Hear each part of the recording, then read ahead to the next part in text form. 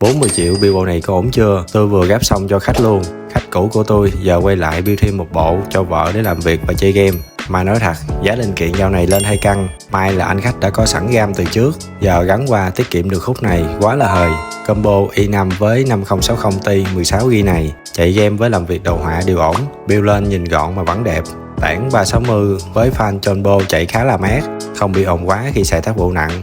Mà nói thật, 40 triệu là đã có luôn màn, phím chuột với lo luôn rồi nha. Mà tôi chưa kịp quay nên chưa show ra hết được.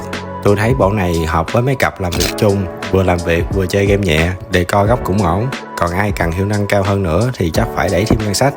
Anh em thấy như vậy có ổn chưa? Tầm này có cấu hình nào ngon hơn không? Follow tôi lên thêm mấy bộ khác cho anh em coi.